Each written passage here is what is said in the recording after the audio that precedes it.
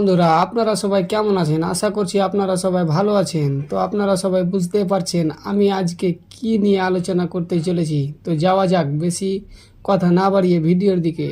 Script করবেন না, নইলে আপনি বিশেষ কিছু তথ্য মিস করবেন। তো আসসালামু আলাইকুম। চলেন, আজকে আপনারা বুঝে গেছেন একটা জমি কিভাবে মাপবেন।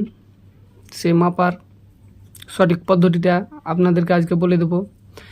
ধরে নিন একটা জমি এক সাইড থেকে আছে 150 ফুট, গড় দৈর্ঘ্যটা যেটা এক সাইড থেকে আছে 150 ফুট, এক সাইড থেকে আছে 170 ফুট, প্রস্থটা আছে একদিক থেকে 80 ফুট, একদিক থেকে আছে 120 ফুট।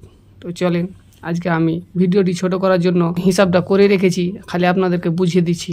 গড় দৈর্ঘ্য, লম্বাটাকে বলে গড় দৈর্ঘ্য।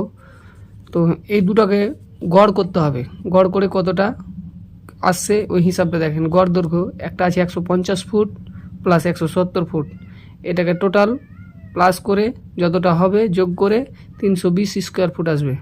320 স্কোয়ার ফুটকে আবার ভাগ করতে হবে দুই দিয়ে। কেন? যেহেতু এটা দুটো আছে, দুটা থেকে 2 দিয়ে ভাগ করতে হবে। 2 দিয়ে ভাগ করতে গেলে আসবে 160 ফুট। এই 160 বর্গ ফুট হলো গড় দৈর্ঘ্য। এটা ভালো করে মাথায় রাখবেন। গড় দৈর্ঘ্যটা হলো 160 ফুট। আবার চলেন গড় প্রস্থ। গড় প্রস্থ আছে একদিকে আছে 80 ফুট, একদিকে আছে 120 ফুট।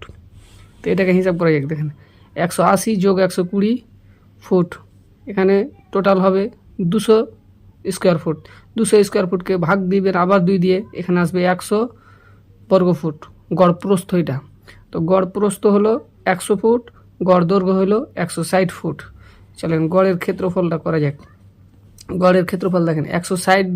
গড়ের ক্ষেত্রফল কীভাবে বের করবেন? এটা তো গড়ের ক্ষেত্রফল হলো, একে বর্গ ফুট কী করে করবেন? তো দেখেন 160 ফুট গুণা 100 ফুট, বর্গ ফুট হবে 16,000 স্কোয়ার ফুট। এটা কিন্তু স্কোয়ার ফুট হবে। তো 16,000 স্কোয়ার ফুট হলো আপনার জমিটা। এটা ফিটে। তা আপনাকে ফিটে তো সব জনা বুঝে না, আপনাকে তো এখানে কাঠাতেও বের করতে হবে, শতকেও বের করতে হবে। তো চলেন শতকের হিসাবটা আগে জেনে নিই। 1 শতক জমি পরিমাণ হলো 435.6 বর্গফুটকে 1 শতক বলা হয়, এটা তো জানছেন। আর 1 কাঠা জমিকে কত স্কোয়ার ফুট লাগে? 720 বর্গফুট কিংবা স্কোয়ার ফুটে 1 কাঠা। এটা তো আমাদের হিসাব সাধারণত সবারই জানাই আছে। যারা যারা জানেননি এই ভিডিওটাতে ভালোভাবে দেখেন, স্ক্রিপ্ট করবেন না, সবটাই বুঝিয়ে দেবো। জমির পরিমাণ শতক দেখেন। এখানে আমি এই জমিটাকে যদি শতকে বের করতে যাওয়া যায়, তো এখানে আমার যেটা স্কোয়ার ফুট আসছে কিংবা বর্গ ফুট, ওই বর্গ ফুটকে আমি 435.6 দিয়ে ভাগ করলেই আমার যতটা শতক হবে ততটা বেরিয়ে আসবে। তো এখানে এই জমিটার এসে টোটাল 36.73 শতক, মানে 36 শতক, পৌনে 37 শতক এরকম আর কি। এটা শতকে হলো। আবার ওই জমিটাকে যদি আমি কাঠাতে মানে মাপতে যাই, তো কাঠাতে কত হবে? তো সেম একই ব্যাপার। ওই যেটা স্কোয়ার ফুট কিংবা বর্গ ফুট যেটা 16,000কে আবার 720 দিয়ে ভাগ করলেই যে কাঠা জমি হবে ওই কাঠাটা এখানে চলে আসবে। 22 কাঠা 0.22। তো এখানে 22 এটা হলো কাঠা, এটা হলো পয়েন্ট। এই জিনিসটাকে আপনারা ভালোভাবে বুঝেলেন। যাই হোক বন্ধুরা, ভিডিওটির শেষে আমি এটাই বলবো, ভিডিওটি ভালো লাগলে চ্যানেলটিকে সাবস্ক্রাইব করে নেবেন আর বেল আইকনটি অল করে নেবেন।